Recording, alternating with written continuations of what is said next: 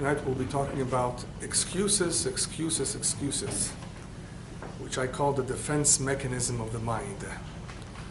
And you may be wondering, what does this have to do with the series we're doing now about morality and bioethics? It has become apparent to me. I've been listening to several debates on the internet. I've read all kinds of debates, whether it's between Jews, Christians, Muslims. People have different beliefs and ideas. And many of these debates really should not be debatable. There's nothing really to debate.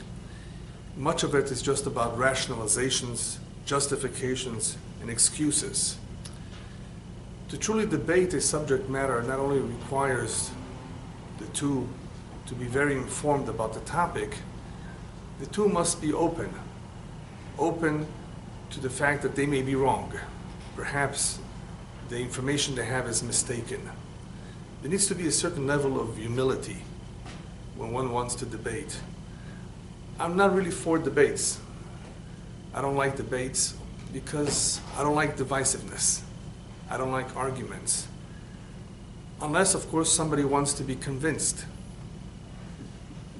That's something which not everybody wants to be convinced. After all, they already have established ideas, perhaps. They've already made up their mind. They have certain biases. So it's not easy to debate. Sometimes, however, it's necessary simply because we need to inform people. We need to communicate to them the truth. We need to inform those who are not informed. And sometimes this could happen through debate, but preferably, in order for the atmosphere to be a good atmosphere of people who are really sincere in wanting to know the truth, it would be best not to debate any subject matter, especially if it's controversial. Simply to lay out the facts as though this would be a class. And then people can make up their own mind. People can sift through the information, hopefully if they have the patience and the time, and decide on their own what makes more sense to them. I felt that this topic is really necessary in order to be able to psychologically analyze opinions and beliefs that are being expressed. So this topic really is more related to psychology. But as you will see, it is really a very important topic. It helps us understand human nature. And if people would hear a debate with this information, they perhaps would think differently about those who are debating. Perhaps they would be able to see through the veil whether what is being said is truthful or not. We don't always do that. We assume that the individual who's debating or who's talking is knowledgeable and should be trusted. Well, if that's the case, then why are there so many differing opinions about the same topic, about the same philosophy? That's a little bit what I want to discuss today. Where does it all come from? The great sage, the Baal Shem Tov, who lived about 250 years ago, said that a man is where his thoughts are. In other words, a man formulates thoughts. He has thoughts that come to him from time to time. And wherever those thoughts are, that's where he is. That's where he belongs. That's where he wants to be, perhaps. That is why he's thinking about those thoughts. And if he's there, what that means is that those thoughts affect him. They control him. What we infer from this statement is that therefore, one should make an effort to have the thoughts of where he wants to be. And it shouldn't just be that he is where his thoughts are, where his thoughts happen to be. A little bit more over control. One should control his thoughts a little bit better, especially if there's a place where he wants to be. If there's something that he wants to achieve, that is where he should direct his thoughts. Because those thoughts that one has on a regular basis are going to make a difference as to where he is, what he subscribes to, what he believes, what he cherishes. However, in the absence of a formal education, what will happen is that man's thoughts will be influenced by his surroundings, by his senses, by what he sees, which means that he will not always have complete control over what he's going to think. Those thoughts are going to be influenced by outside forces. Even though I said that it will be influenced by outside sources, by what man experiences, sometimes those thoughts will be affected by one's conscience. And we spoke briefly about this in the past, that conscience, according at least to some, and definitely according to Judaism, does have something to say as to why we think about certain things or why we want to do certain things. But this is in the absence of a formal education. When one receives a certain education, when one is taught certain things, then obviously he's thinking along the lines of what he's been taught. But in the absence of that, we start from scratch, no formal, strong education, no established beliefs. Then there's a vacuum out there, and that vacuum will be filled by our personal experiences, by what our senses see or feel. This mind, this very powerful mind, is therefore subject to all kinds of influences, and sometimes can be fooled, sometimes can be misled. In other words, as powerful as the mind is, it is susceptible. And if you want to know why this mind, this great creation that we have, that is more powerful in many ways than a computer, the tremendous abilities that it has, why it can be fooled, we need to go to the Kabbalah. The Kabbalah briefly tells us that there is a power out there that misleads, as it is called in Hebrew, koach ha'ataya, zemat'eh. God created this power to mislead people. In order to enable complete free will, things cannot be too obvious. During the time of our history when we had prophecy, prophecy is the word of God. A prophet needed to confirm, to prove that what he was saying was true. Otherwise, why should we believe somebody just because he says, God spoke to me last night? Well, prove it. A prophet was not only a man of an impeccable character, he was not only a righteous individual, he did not only prove it by being who he is as a human being, he had to predict the future. He had to somehow convince people that what he was saying is true. So during the time when prophecy was around, in order to enable free will, idolatry was very, very strong. In other words, the evil inclination, the attraction to idolatry, which we can't even fathom what that means. We can't understand why people would be attracted to this. Why was that a vice? Why did people like that? Why did they think there was any truth to it? There was this attraction.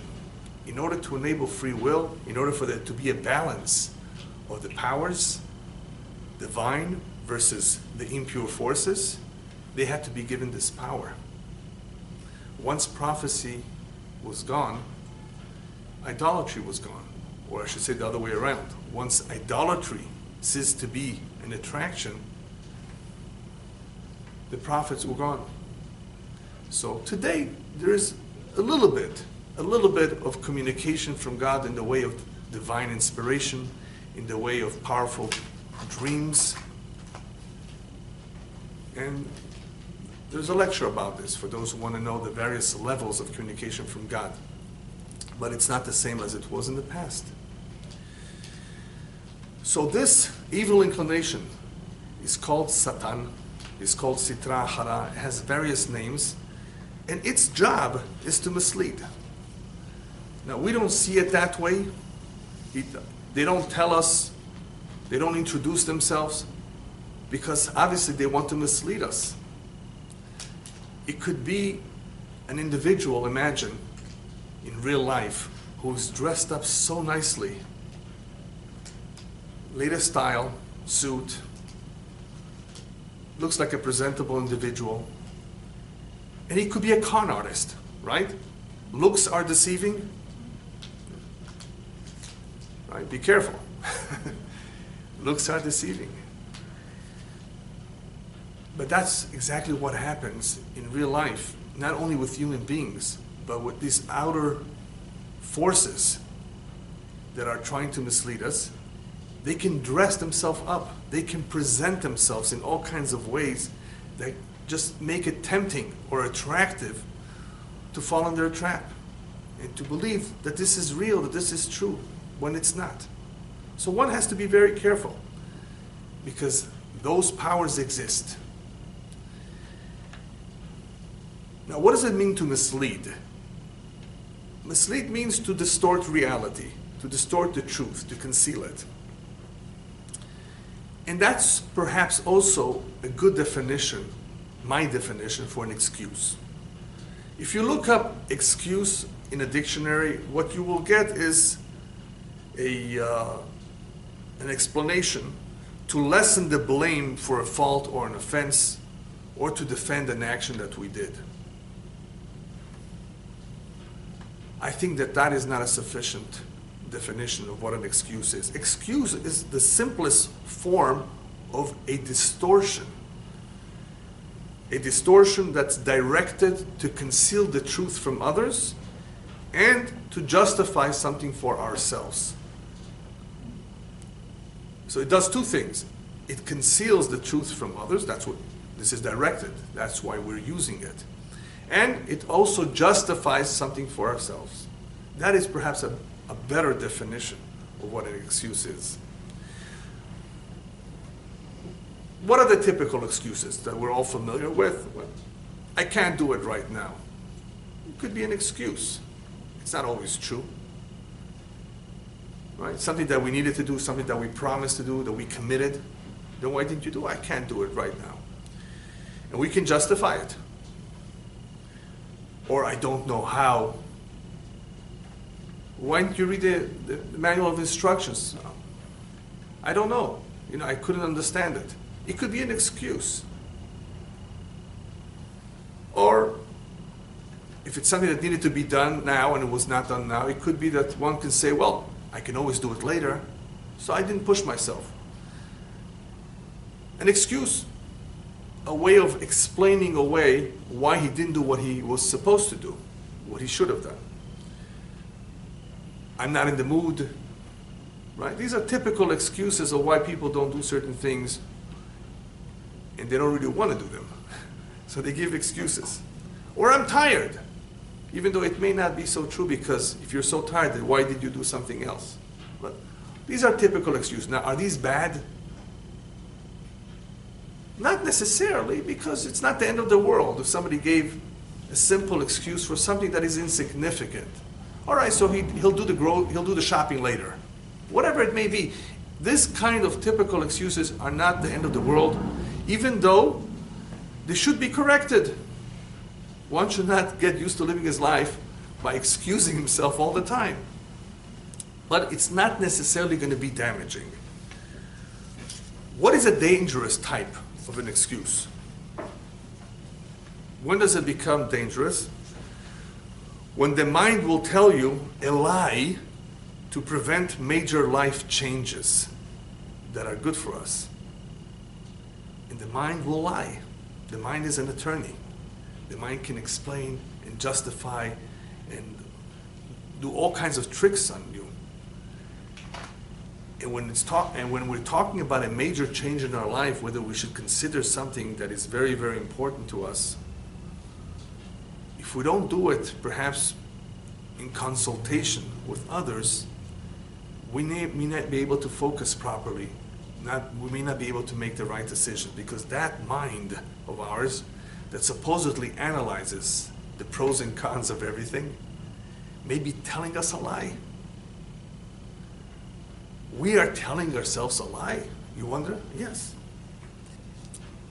One of the reasons why the mind can easily lie is because the mind is afraid of discomfort and change, naturally. It wants to be comfortable.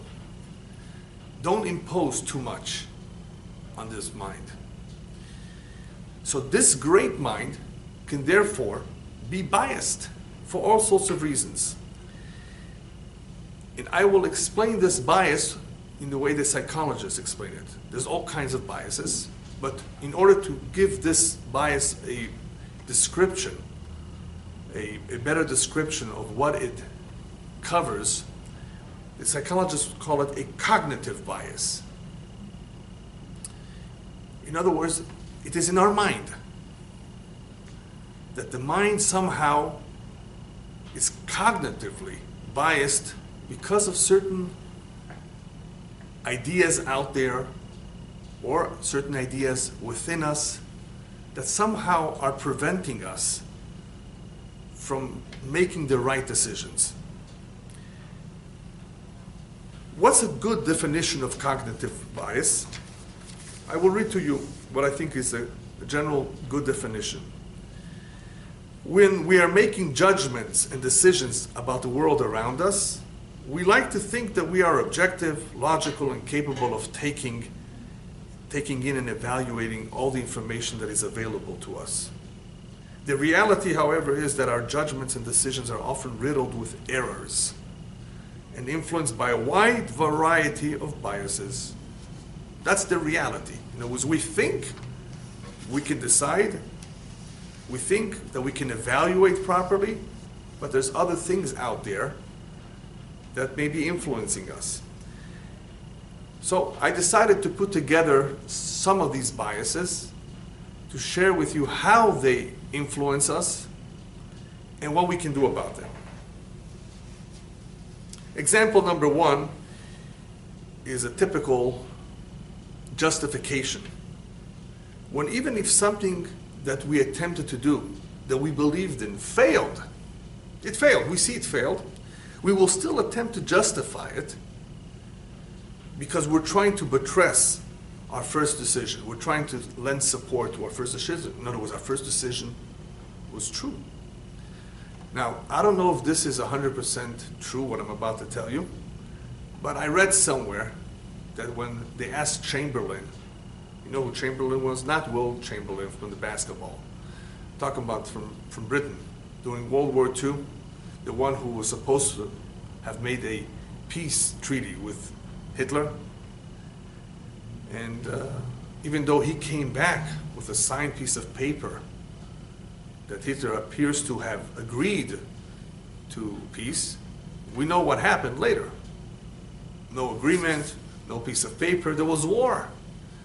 So this is what they say. They asked him on his deathbed after the war, so do you think you did the right thing with Hitler by going to him and believing that there will be peace? And he says, I did the right thing. Hitler lied. In other words, he wasn't willing, again, I don't know if 100% if this is true, this is what I read. He wasn't willing to admit that he was wrong, that his approach was wrong. And you see this in politics today too, at the world scene. So many mistakes are being made. Now obviously, Judaism looks at these mistakes, in quotes, as the hand of God running the show. But still, the human being is frail. He's susceptible. He can make mistakes. And he should be made aware of that. And if you did make a mistake, admit it. But this first example of a bias is that human beings tend to justify, at times, something that they did, even though it failed, so that they don't have to admit a wrong, because they want to continue to believe that their original decision was the right decision. An example of this, perhaps, is Aldous Huxley. Many of you perhaps did not hear about him. He's the grandson of Thomas Huxley, who was an assistant to Charles Darwin. And he said the following. I'm just going to read a portion of what he said, not the whole thing. just to bring out a certain idea that I want to share with you. I had motives, right? Reasons for not wanting the world to have a meaning, and consequently assumed that it had none, and was able without any difficulty to find satisfying reasons for this assumption. The philosopher who finds no meaning in the world is not concerned exclusively with a problem in pure metaphysics. He's also concerned to prove that there is no valid reason why he personally should not do as he wants to do. For myself, as no doubt for most of my friends, the philosophy of meaninglessness was essentially an instrument of liberation from a certain system of morality. We objected to the morality because it interfered with our sexual freedom. What's the significance of this? There are a lot of people out there who don't want to hear this quote. Either because they say, in the end of his life, Mr. Huxley did believe in a meaningful life, wasn't really an atheist as some claim he was. So some people do not like to hear this. They claim it's taken out of context, it's not accurate, you don't understand what he said. It's not that important to get into the argument as to what exactly he said and what we should quote and not quote. What people forget is that Mr. Huxley here is describing the mindset of his friends, of the people of his generation, and the people of the generation before him. When we're talking about evolution, some people like to say that, you see, they believed in evolution because they wanted to be free, morally free, to do whatever they want, and not to be held accountable. Even though there may be some truth to that, that's not the only reason why people believe in evolution. And we've already explained this in the past. You can have very intelligent people who perhaps do not exactly believe what this man believed, and still believe in evolution. There can be all kinds of reasons of why people will subscribe to evolution. So I'm not going to say that this describes every one of them, but this tells you something. This tells you something about a meaningless existence, which some people, some human beings would actually prefer, which is really to be found in Judaism. This is not something revolutionary. This is not a new idea. This is not even controversial. Psychology, in different words, will say the same thing. And this is what we're talking about here. We're talking about certain biases, certain things that control our thoughts or influence our thoughts because of something deeper. And this is one of those biases, not wanting to have a meaningful existence, which therefore is fertile ground to believing in evolution. In other words, if you don't want to believe in anything, you can more easily accept that. I'm not talking about now evidence or lack of evidence. We're talking about right now a mindset. Certain people, especially in the 1800s, not only after World War I, as some would like to claim, but even during the 1800s and even years ago, 500 years ago, this mindset always existed. The mind can be biased to believe certain things because it wants certain things, or it doesn't want certain things. And that's what he's saying. What he's saying is true, regardless of whether we connect this to evolution or not. It does explain more than anything else why people prefer a meaningless existence. It's easier in many, many ways than to believe in certain morals and ethics and certain religious beliefs that discipline you and control your life. Very simple. So this is an example of a certain bias where the mind will lie to you even. What do we do about something like this? What do we do if somebody expresses this kind of beliefs, this kind of sentiments, which to us shows bias? Is there anything that you can do to convince him otherwise? The rabbis just remind us that kol hanegaim ro'eh adam chutz minig'ei atzmo. It's important to keep in mind, and this you can communicate to that individual, that one cannot see his own faults and his own blemishes. He can only see the blemishes or the faults of others, possibly. But to see one's own blemishes or faults is very difficult. So he should not attempt it. He should invite others, which people don't want to do. Have you heard of somebody inviting you? Please criticize me. Please tell me where I'm wrong. That should be something that people should do from time to time. Is there anything you see in me that is not right? Volunteer for that. How many people want to do that? But that is what the rabbis tell us. Since this is a fact that one does not see his own blemishes, ask others to point them out for you. And that will partially help an individual who's trying to justify everything that he does because of his bias. What one should not do, which really is not productive, is tell him how he's wrong. Oh, you're wrong. Your ideas are completely off. That doesn't really help. If the mind is misled, if the mind has lied to him and he bought the lie, it's very difficult to just convince him by telling him you're wrong. What should you do instead? And this is psychology. By the way, why don't you look at this alternative view? Why don't you consider this? This might be more to your advantage than what you've been believing till now. You see what I mean? Not to criticize in a way where you completely rule out what he's believing and what he very much is attached to, because then he may fight back. Don't use that kind of pressure. Make it easy.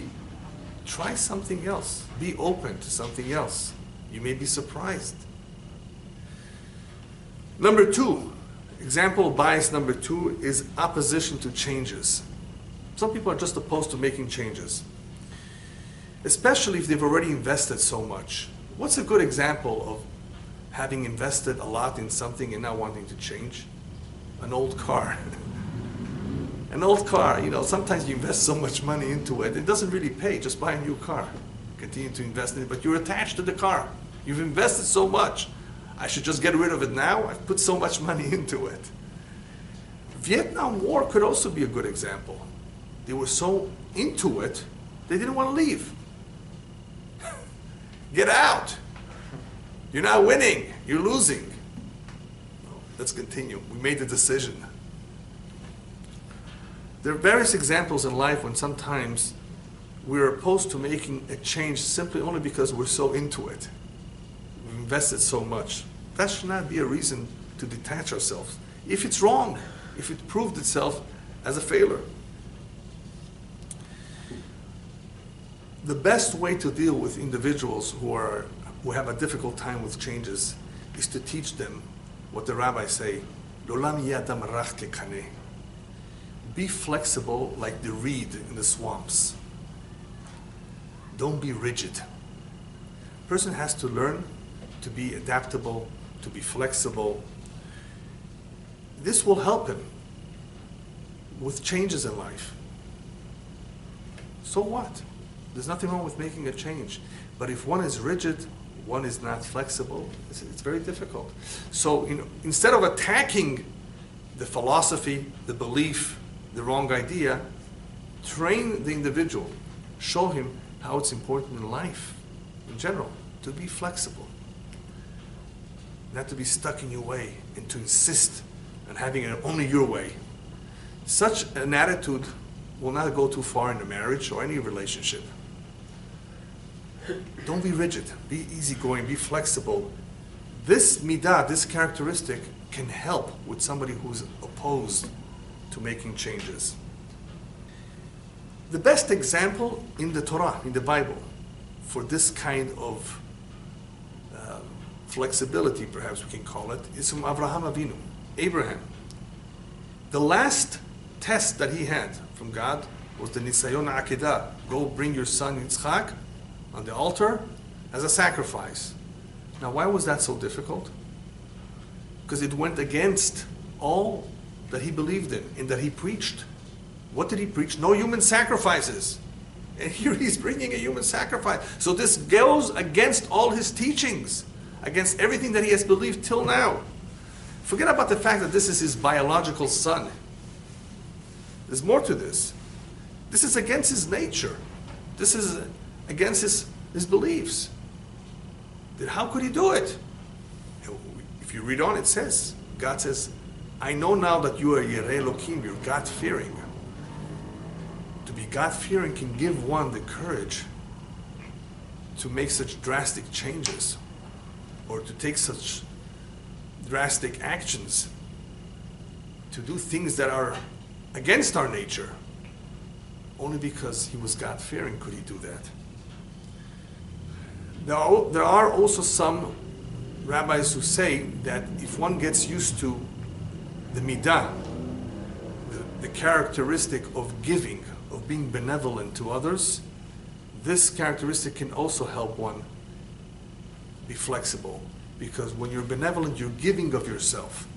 Giving of oneself can help one make changes that are necessary in life. Example number 3. This one is called confirmation bias. This one is a very interesting one. A lot of people, when they read articles, whether in the newspaper or the internet, which ones do you think that they will want to read? That which more or less coincides with what they believe. Imagine there's some articles about gun control. And there are those people who very much are against it, or those who are for it. If this is a topic that you're very much heavily invested in, right, then you will seek it out. This is what you will choose to read about. You will read about a topic that supports your beliefs. You will tend to be drawn to those things that you are very familiar with and enjoy reading about. But what this does also, this misleads people in the following way. And I see this all the time in the news. I'm not going to mention now the names of those stations, but I think all of you will know what I mean. There are certain stations that you know are pro-Republican and others that are pro-Democrat. Right? Now, how could you tell? It's easy. Because you can see how they favor a particular candidate.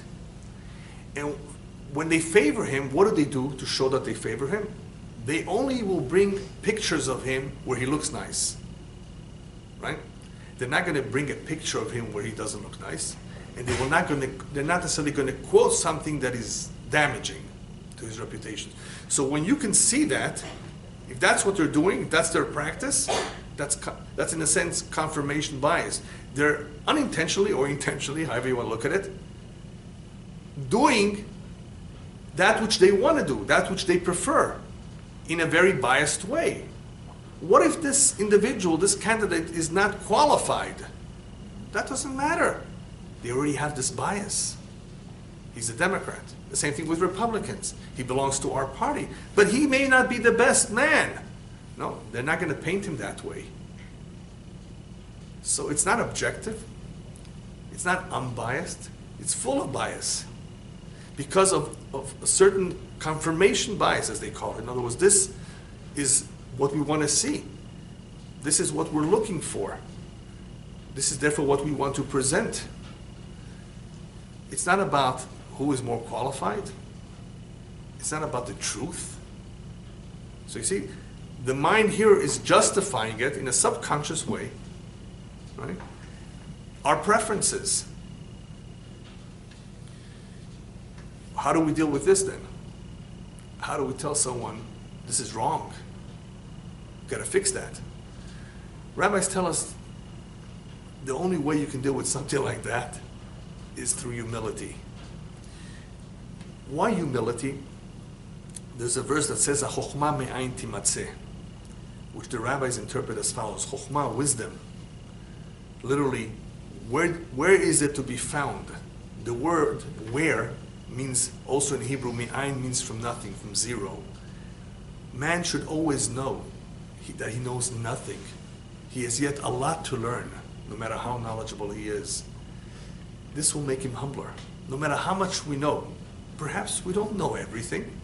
And I shouldn't say perhaps, we for sure don't know everything. And why is a Talmid Chacham, a scholar in Hebrew called a Talmid Chacham, student of a wise man? Why student? Because we're always students.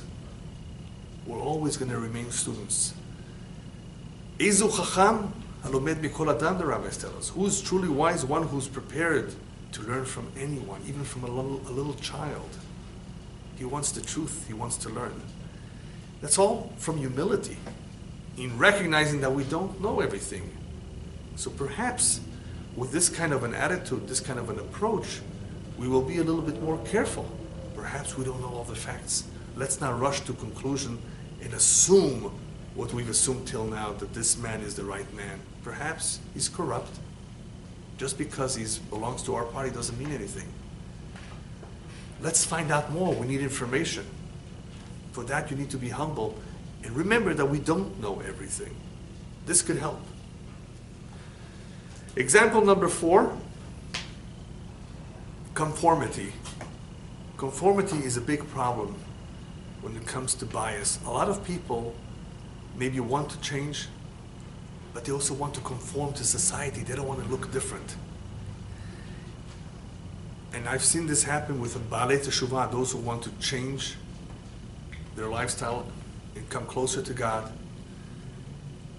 and embrace Judaism properly, return to their roots. Sometimes they have a difficult time because they're ashamed. What is everybody else going to say? We're going to stand out. They don't want to stand out. They don't want to be different. They don't want to look different. That's called conformity. So some people do certain things only to conform, not necessarily because they believe in it, not necessarily because it's right. What could you tell somebody like that? Well, one thing you can tell them is you're following the herd. You're following the herd. You're not being yourself. You know what your potential could be if you stand out? Perhaps you will gain a lot more in life. You'll be proud of yourself. You have no idea what you can attain if you don't follow the herd. Just don't go with the flow.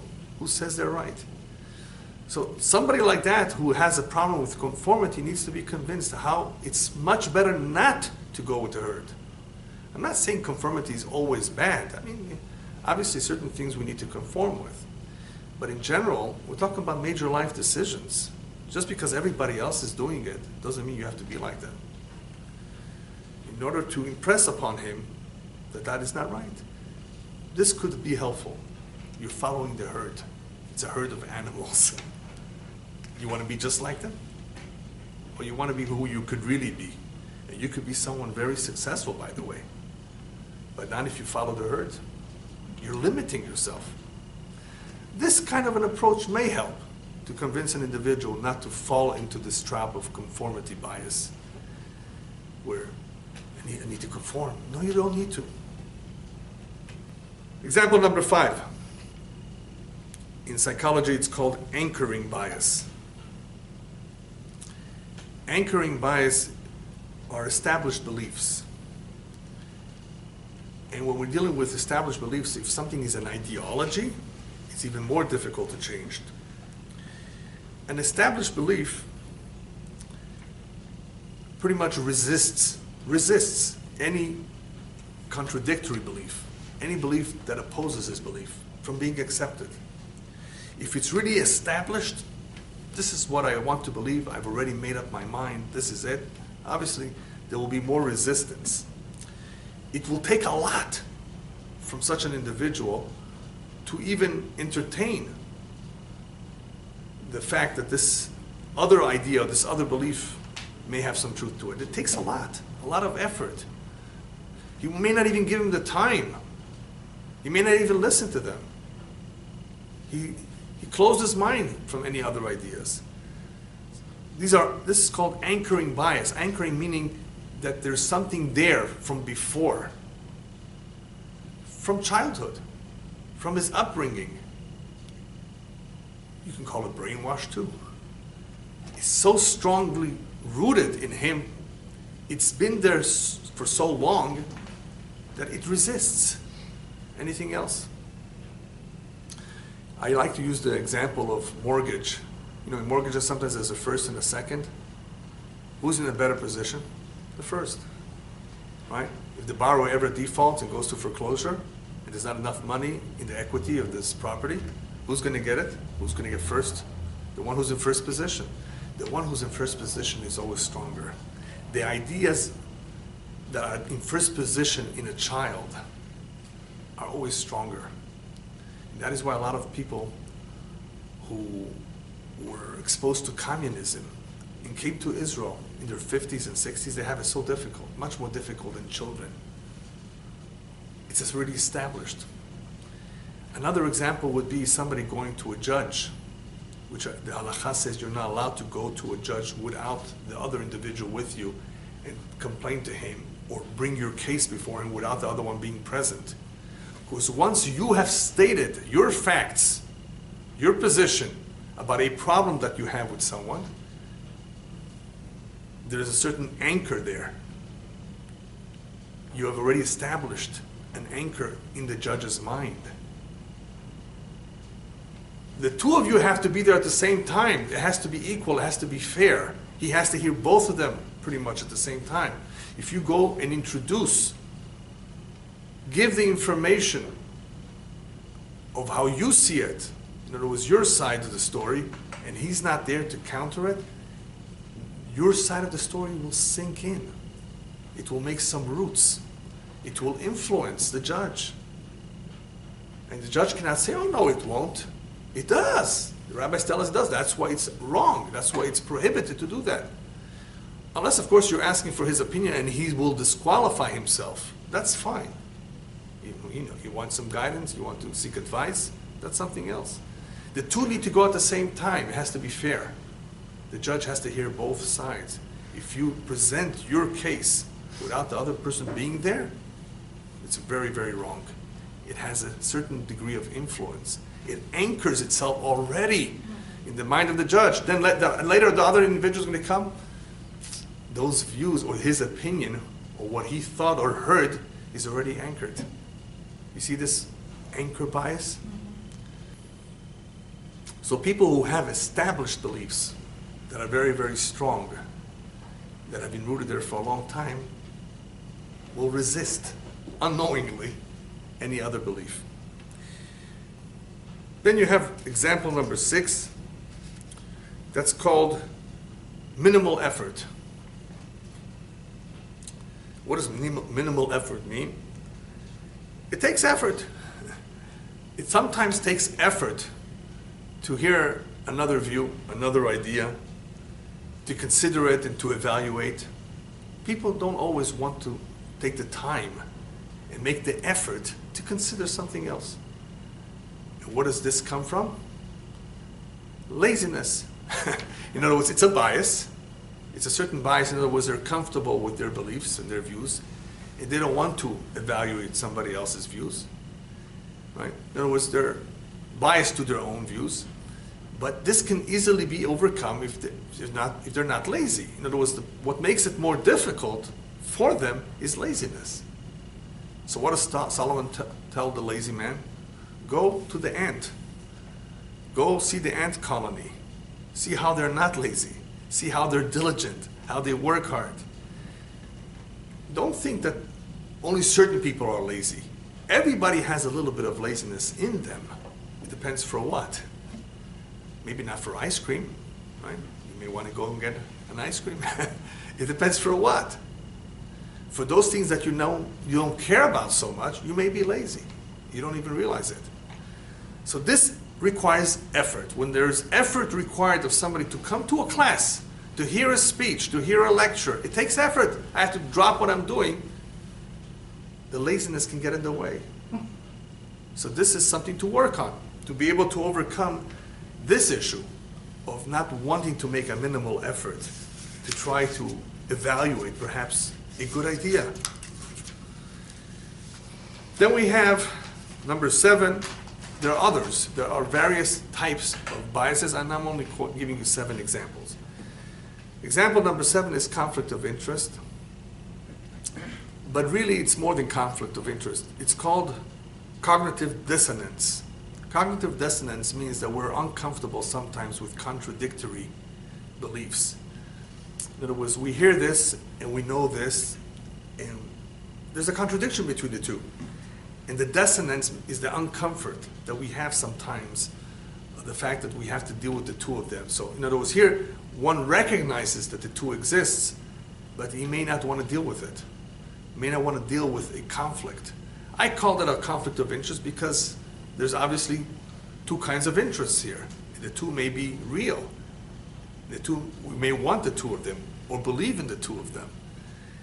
So because of the contradictions here, because of the dissonance, the level of uncomfort with these particular ideas, we may have a very difficult time choosing. Now this is especially so when it comes to controversial topics. If something is not so controversial, if two people are having an argument about the ozone, so you can hear what the other person has to say. You may accept it or not accept it. It's not so difficult if it's not very controversial. But if it affects your life, if it affects your marriage, right? Why is your wife upset? You may give a different explanation of what it really, what the real reason is. Because it's a difficult topic. It's a sensitive topic. It relates to you personally. See what I mean? So it all depends on what the topic is. So cognitive dissonance, as it's called, or certain contradictions between various ideas can sometimes present a problem because we're uncomfortable with the two. We see that they're opposed to each other, and therefore we have a hard time deciding properly. Just to finalize, I think it would be a good idea to quote what Rabbi Eliyahu of blessed memory said in his book Michtav Eliyahu. Some very good advice in how to deal with making decisions or judging a situation properly, since we recognize, hopefully by now, that we are sometimes biased. So Rabbi Dessler goes into it a little bit. He elaborates on what one can do to be on the safe side and to make certain as best as possible that he's making the right judgment call. So he says like this: the sechel, the mind, does not always judge truthfully issues that relate to morality. When it comes to morality, the mind is not always a good judge. It does not always evaluate properly or judge correctly the situation. Unless, and this is the point that he emphasizes, unless the heart is clean from any bias. Now, what does it mean, clean from any bias? What he means, and he explains that later on, is that one really needs to work on his midot, on his character, on his nature. A lot has to do with one's nature. If it's an unrefined nature, if it's a more animalistic nature, then obviously the inclination of the individual will not always be unselfish, objective, truthful, and honest. An unrefined character has much more of a problem in dealing with issues of morality. So the heart has to be clean of any negiut, as he calls it, of any type of bias. And he should always be driven to search for the truth. One has to be driven to always search for truth. He needs to want to know the truth. What is the test? He says, is there a test where one can test himself if his judgment is right or not? Because there is one test. Let's say you arrived at a decision. Ask yourself, how did you arrive at that decision? Did it come to you easily? Or did you have to really think it over? Did you have to fight your biases? Did you have to make an extra effort to analyze the situation? if it comes easy, then you should suspect that maybe it's not true. Maybe it's not correct. If your decision, an important decision, came to you so quickly and easily, you can suspect, you can rightfully suspect that maybe it's from a bias.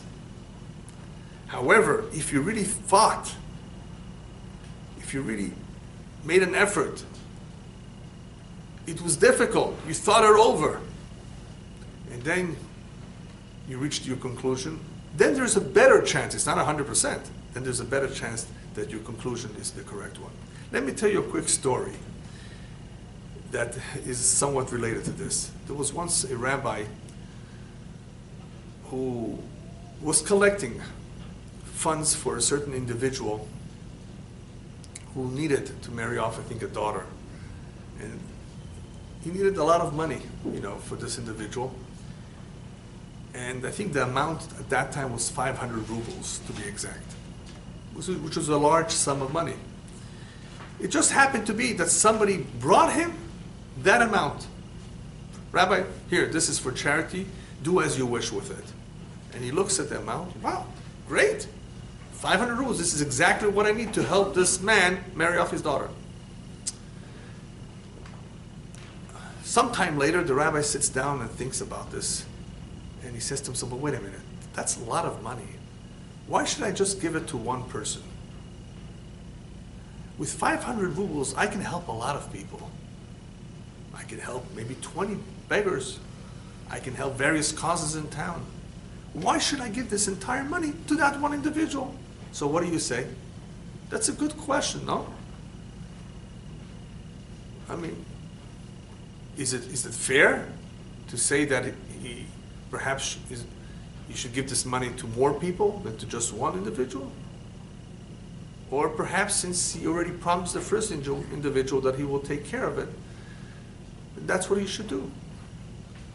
So the rabbi had a dilemma here. The two make sense.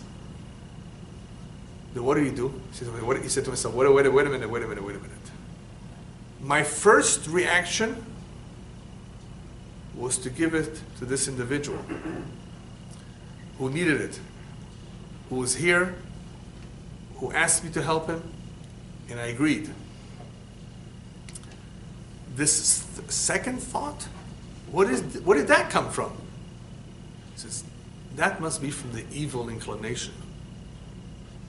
Sometimes your first thought, even if it comes to you naturally, could be the real thing that you need to do. It could be pure. When we're talking about something noble as charity, right? We're not just talking about ideas here in general. We're talking about something good. His first idea, his first thought of helping that poor man with the entire sum, that was the correct thought. Now I'm thinking it over. This thinking it over is wrong. This thinking it over is coming from the evil inclination. He's trying to justify it. He's trying to figure out ways of how I should not fulfill this beautiful deed, this beautiful mitzvah that I promised, that I undertook, and try to find all kinds of ways to disperse that amongst more people. Now, this is not easy, because if you think about it, to disperse it amongst a lot of people is very, very admirable.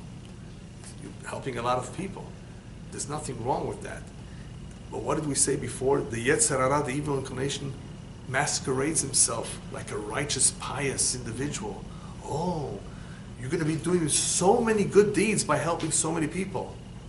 That advice of helping more people, ask yourself, who is giving it to you? Is it the evil inclination or the good inclination? Where is it coming from?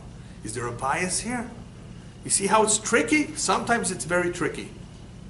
So when it comes to a noble act, sometimes our first thought is the correct one. But getting back to what we were saying before, sometimes, as Rabbi Dessler says, you really need to evaluate how you came about to that decision. If it took a lot of effort, then there's a better chance than if it took no effort at all. Because sometimes no effort at all, is coming from a certain bias. Regardless of what we're dealing with here, the point is still the same. We need to be careful. When we evaluate a situation and we want to be a good judge, we need to be extra careful. Rabbi Dessler goes on to say that this power of hat'aya, this power of misleading, is only possible on the surface. In other words, somebody was taught something. Somebody picked up a certain idea. He learned it. He absorbed it. He believes in it. A person can be misled if that which he knows was taught to him. A person will not be so easily misled if what he has acquired is internalized. In other words, once we internalize an idea, a thought, it is going to be very difficult to mislead him. Rabbi Dessler, of course, is using this example for internalizing something good, something proper, not something wrong. So it could be that a person who just conducts himself in a very superficial way, he's a nice guy, he's charitable, he's kind, he's helpful, he prays, but it's all just on the surface because that's the way he was taught. And that's what he believes. There's a danger. A person can be misled. You don't got to do this today. You did this yesterday. It's not so important. It's on the surface. It's shallow. It's not deep. It can be misled. A person can easily change, can drop it. It's important for us to internalize that which is really, really special and important. Once we internalize it and make it a part of our life and we believe in it strongly, then it will not be so easy for the evil inclination to mislead us and to convince us otherwise because we have already internalized it. So in conclusion, what we learn from all of this is that in order to make the right decisions and not to be subjected to biases, one should always strive for the truth, continuously work on refining his character, and number 3, which is what most people forget, pray to God. Shelo nikashel, that we should never stumble. There's a special prayer that we pray, that we ask God, please protect us. We don't want to make a mistake. We want to do the right thing. Please help us. That's the only way that we can hopefully guarantee that, God willing, we will always make the right choices. B'ezrat Hashem.